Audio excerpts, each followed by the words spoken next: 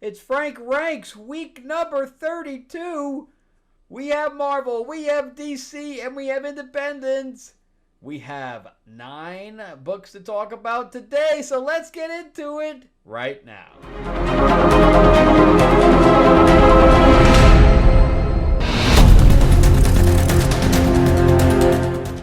Welcome back to the channel, everyone. Thank you so much for spending time with me as we rant about movies, comic books, and television shows, as well as the occasional board game. I'm your host, Frank Zanca, an award-winning screenwriter, novelist, and comic book writer, as well as a filmmaker. And yeah, we're going to jump into these 9 books, but I want to show you my member of my new collection, or newest member of my collection, I should say. And that is the Han Solo from Jedi. This is the Sideshow Hot Toys figure. And I think he looks pretty good. It came with the jacket, of course, but I didn't put the jacket on. But you can see that the face looks pretty good. So yeah, I have him next to my Leia because I was not ever able to get the Leia from Hoth. Which I really liked, but by $500, I'm not spending that. So I'm still on the lookout to see if I can get one a couple $100 cheaper. If anybody knows where to get one, let me know. So let's jump into these 9 books right now, and we are going to start out with Marvel. Never a shock, man. Never a shock. So let's jump into number 9. And it's a number 1, actually, which is Black Cat. I keep wanting somebody to write this well. Nobody can write Black Cat well, I guess. So this is by G. Willow Wilson. I am not a fan of hers at all. She's really not a superhero writer. I think she was also writing She-Hulk for a time. I dropped that thing like a hot biscuit, man. That was trash. And she's just not taking it seriously. It's a joke. So we start out with the night nurse, and there's all these superheroes and supervillains sitting in the night nurse's office. It's like a comedy sketch. And then she realizes, well, then I don't know what's going on with Spider-Man because I don't read Spider-Man. But according to this, like, Spider-Man's not Spider-Man. So she's having a little thing where she's not calling her back and stuff like that. But then she realizes, she first thought that getting everybody off the streets was good, but then it's not, or something to that effect.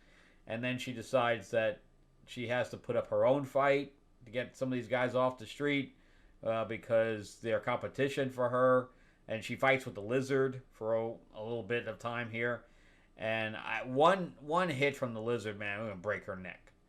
Because she doesn't have super strength. So, I mean, she's agile, but she's not super strong or anything like that. So, she should have been dead in this issue.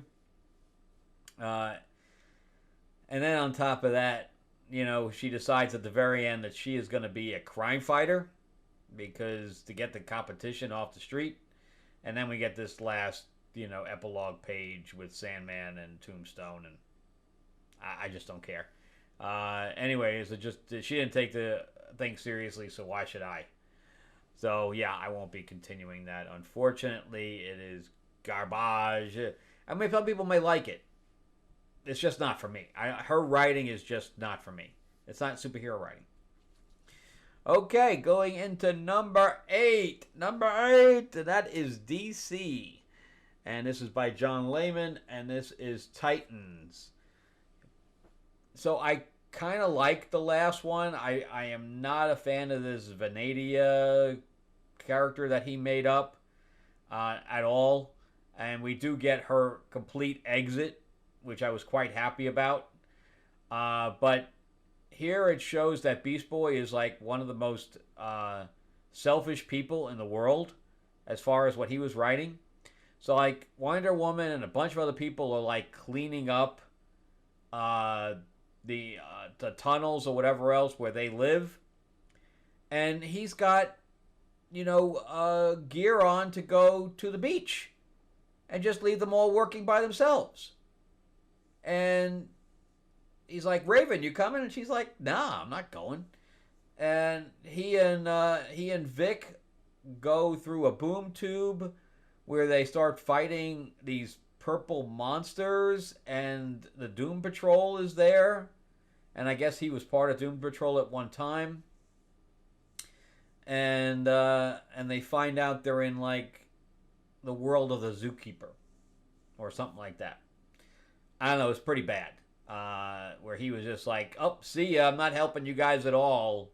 It's too much manual labor for me. I'm out." Wow, wow.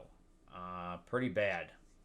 So it's definitely already a step down from the previous thing, and that one wasn't even that great to begin with. It was good. It was decent, but nothing great. And now we're taking a major step down. So I don't know. I'm kind of hoping this gets better, but I'm not seeing a light at the end of this tunnel. All right, going in for number 7. And that is another Marvel book. And here we go with Star Wars by Alex Segura. Dude, he's just not getting it, man. Yeah, he's just not getting it.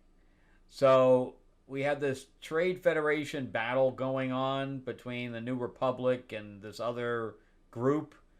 And Luke's like, no, I want to go with you, blah, blah, blah. And Leia's like, no, I got this. Don't worry about it. So she goes there to this other planet where she meets with the ambassador there, who's like, yeah, we're getting taken over. I need your help, blah, blah, blah. Would have been nice to have a Jedi there if she didn't fucking kick him to the curb. And all of a sudden, these stormtroopers come in, so she gets captured. And she says to the girl that's with her, and she's like, follow my lead. And she starts, I'm having a heart attack, or my tummy hurts, or whatever the frig that she was doing on the floor. And the one guard comes in and says, well, what's wrong? And she literally kicks him in the armor and knocks him out. I'm not even talking about the head. She hits him in the stomach with the armor, and he falls over. Awful writing, just complete garbage. And then we switch over to Luke, who is with Han and Valance. I don't even know where Chewie is there during this whole time. I haven't seen Chewie in this whole thing. But anyway, they're having like problems of their own. They're trying to go after whatever the guy that died. That was a friend of theirs. And then they realize that she's in trouble, so then they go after her.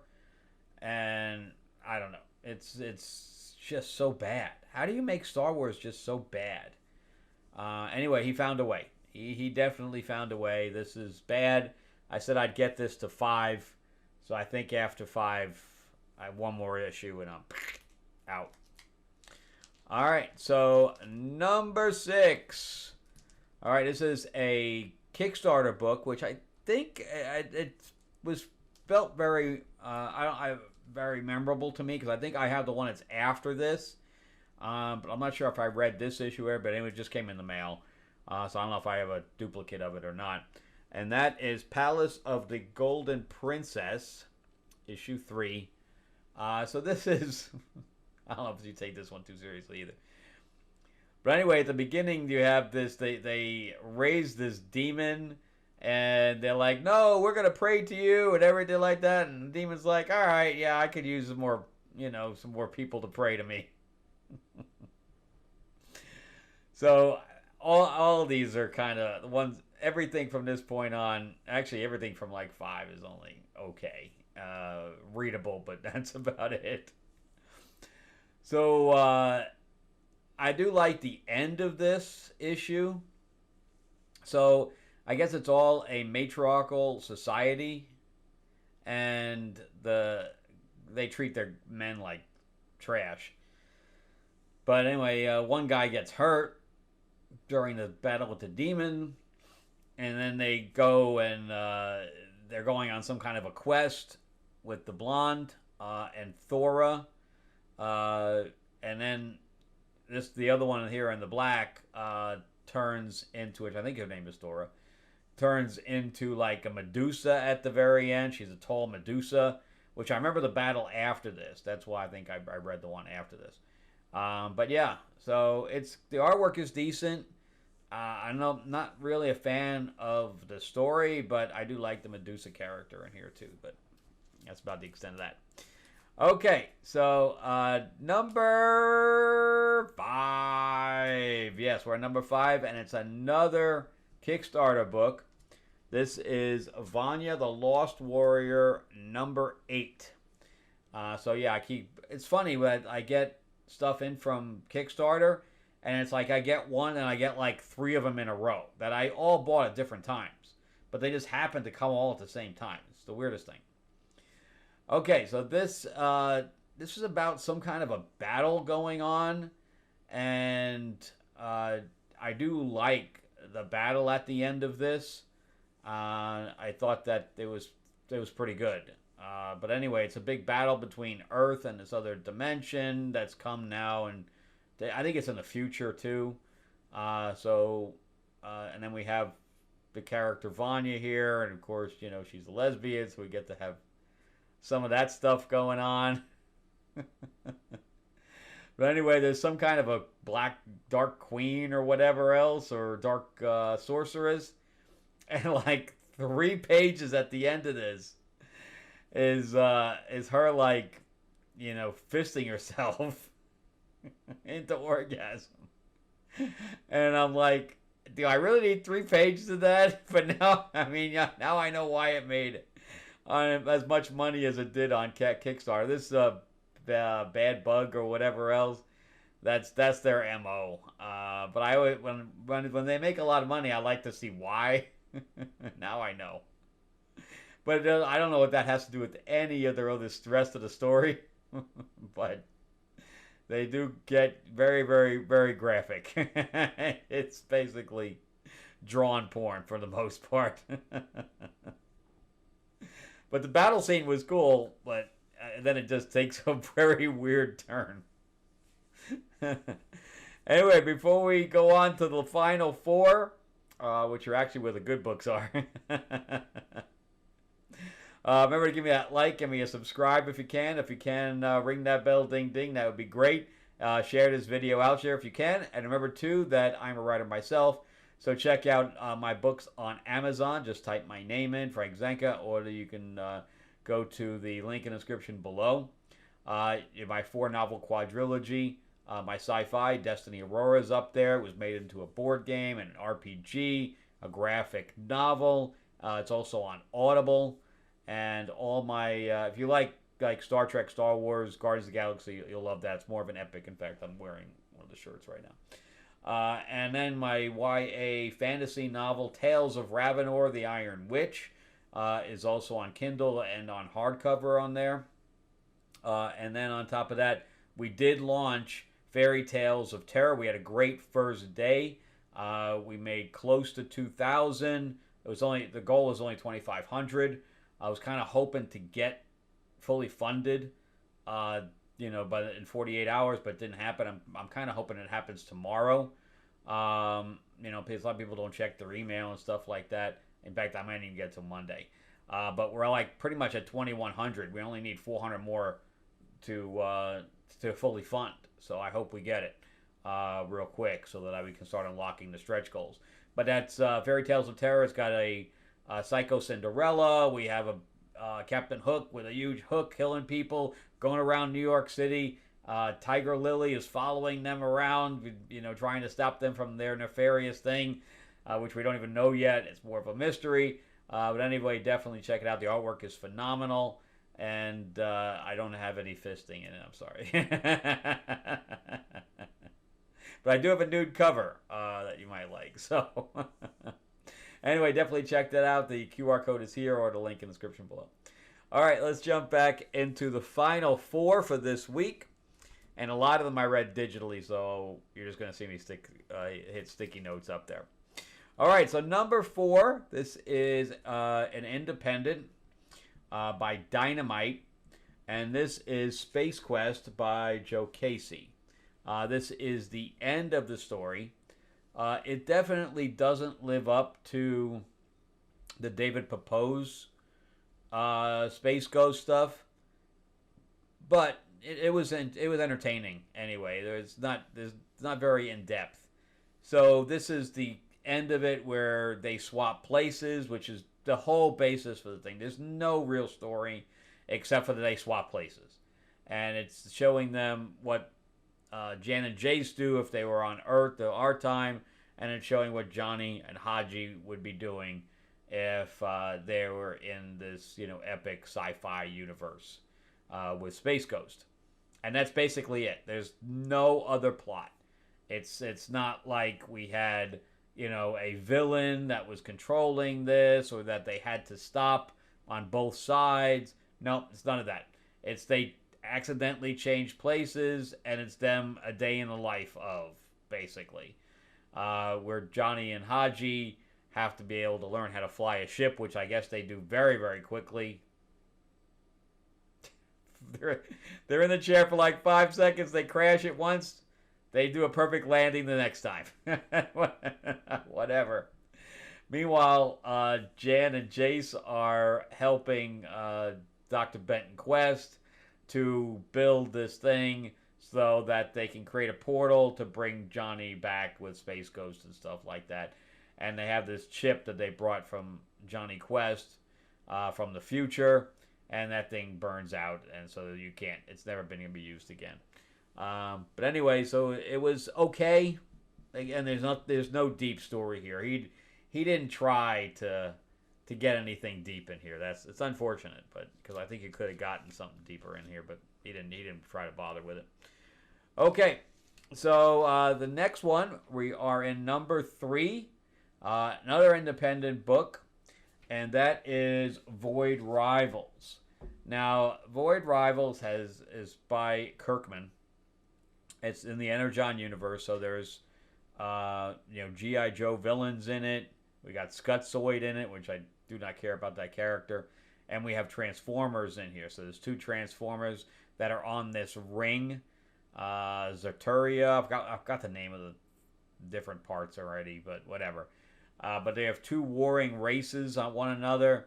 And the Solila has gone into the center of the ring and met with Zertia, who was a Transformer that was badly damaged, but I guess they were like praying to this thing. But anyway, so there can't be unity between these two, as it's prophesized, or this creature that they put into this wormhole will come back out. So you have half the group now wanting unity, and half you don't. So now we have this big war going on in the middle of the outside of the ring, which I guess there's gravity to it, I guess. And then you have Proximus, which is like he's like a cyborg in this suit, but he's really just a torso. But anyway, he starts fighting. One of the Transformers, I forgot the character's name. I know that there's Hot Rod was one of them, but I forgot the name of the other one. And but anyway, so we have just this big fight going on, and Derek goes out and to fight them in the space, and meanwhile you have Solila that's fighting on the other side. Derek's trying to get his dad, who's the king, to have an open mind, and that's not happening. And meanwhile the other king is like, unity. Okay, so everything's kind of all over the place, but this should wrap up by issue 24. If Kirkman keeps going with this, the same story for 2 years already, right? 24 will be 2 years. What can you possibly do with the same story for over 2 years? So, I mean, I'm reading this digitally as it is. I don't even buy it anymore. And so, I don't know. It's he's got to stop. It's just there's nowhere for it to go anymore. And I'm getting really bored with it. So let's see what happens.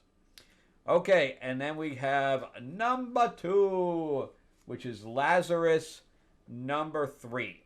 Again, Lazarus is by Greg Rucka, who I love. I think his writing's great. He writes novels as well. I've read some of his novels. And this is the story of this futuristic world where you have families that own huge portions of land, and they have serfs that work, so it's more of a caste type system of hierarchy. But all the family is almost like royalty kind of thing. They don't wear crowns or anything. Like they don't call king or queen. Right? They're the echelon of the area, and they're warring against other families and things of that effect. And it gives you the population and stuff like that. So he gives a little bit of world building in there as he goes. But this is from a book that's like 4 or 5 years old, at least, probably more like 7. And he just restarted again without giving anybody a jumping on point. So if you didn't read all the other stuff from like 7 years ago, you'd be totally lost, which is, I think, a big mistake. So I don't see this book continuing because if you didn't read it, there's no way that you can understand what's going on. So it's like, he's only hitting probably a portion of his old readers because some people don't even know that this thing is back. So anyway, so we have Forever, which is one of the Lazaruses. She's got super healing. She's there, like she's grown, like in a test tube kind of thing. And then she has a clone that's younger than her because they prepare the next. If she dies, there's another Lazarus in there that's basically a clone of her. Anyway, they're outside the family thing right now. They're kind of walking around, and she gets shot up as another Lazarus that's going after them, and we have a battle between them, and she tells the clone to stay back and she'll handle it, and she tries to talk to the guy and he just shoots the crap out of her. She's still alive, but as she's about to get decapitated, the clone comes in and battles the guy, and they end up chopping the guy up into like 3 pieces. It's pretty cool. So, I mean, the artwork is good. The story is interesting. But again, I just don't think anybody's going to... There's no jumping on point for new readers here. So, which I think was the biggest mistake Greg made. He just continued it. Okay, so number 1. And I'm going to talk about a book nobody has read because it isn't even out yet. It doesn't come out until October. And this is by Jeff Johns also with Ghost Machine. And this is Rook Exodus. And Rook Exodus took a hiatus, but I write for a website, and they give us digital copies of stuff, which is how I report on some of this stuff. That's digital, is the stuff that I'm getting in from Rick. And they gave us Rook Exodus, which doesn't come out till October. And this is number 7 because it stopped at 6, took a hiatus, and now it's back in number 7. And what this is, so if you're looking forward to this, rightfully so, as far as I'm concerned. It's really, really good. The world building on here is bar none. So everybody kind of left a dying, not everybody, but the people that could, financially and everything like that, left a dying Earth and went to this other planet called Exodus, which is a weird name for a planet that you're going to. Anyway, there's a world engine on the thing that was kind of, making all the atmosphere and things like that to where it was inhabitable, by people from Earth. But anyway, there's a problem with it, and it's now broken, and everybody left. So I guess now the name Exodus actually makes sense. But everybody who had the ability to leave did. And there's still people there that couldn't leave. And some of these people are wardens. That's what they call these people. They wear helmets that connect them to certain wildlife. Like Rook is crows, Direwolf is wolves, Carapace is turtles, Swine was boars, and then we have this guy who's the big villain, who is controlling bears. And some of the animals mutated to become bigger, and bears here are like huge. You can ride them, kind of thing. And even the turtles have like full cities on them or whatever else, buildings on them because they're so big. So even the crows are slightly bigger. I think the wolves are slightly bigger, and stuff like that. But anyway, so each one of these helmets controls a different type of animal, and again, they're called wardens. So they need somebody to help them fix the world engine, and it's Dire Wolf's. I know nobody's read this yet, so I'm not going to give away too much. But anyways, they need. This is was part of the last issue. They need to go after Dire Wolf's father, because he has the knowledge to do that. But the guy's like rabid, and I think he controls dogs. So he's got the helmet on. We don't see his face, but we kind of see him like almost on all fours running around. And he runs into, which I forgot the deer one's name. He has like a red deer helmet on with antlers, and he controls deers. And they have like a little battle. And meanwhile, Rook goes to see the goat queen thing. She's the goat warden. And, you know, she does not trust him, so she pulls a gun on him and all this other stuff. But anyway, she tells me, he says, look, we need your help. We're trying to connect everybody. They put Carapace on the phone, all this stuff. And and I think that the whole thing is that they're trying to go after the father now. That's the whole thing, is they're trying to get everybody together to go after the father so that he can help them rebuild the engine. Really, really good stuff. The artwork is phenomenal. You will not be disappointed by this issue. If you've been reading it up to this point, it's just as good as anything else that's been out as far as Rook Exodus is concerned. All right, well, that's it for me. That was number 1, and I know I kind of cheated because it's not out yet. But I just report everything that I read for the week. All right, plus they probably want me to report on it so that I can hype it up for you guys to buy it in October. All right, well, that's it for me. Give me a like, give me a thumbs up if you can. If you can't subscribe, please do. Share this video out there. And on top of that, check out my stuff on Amazon. Type my name in or the link in the description below.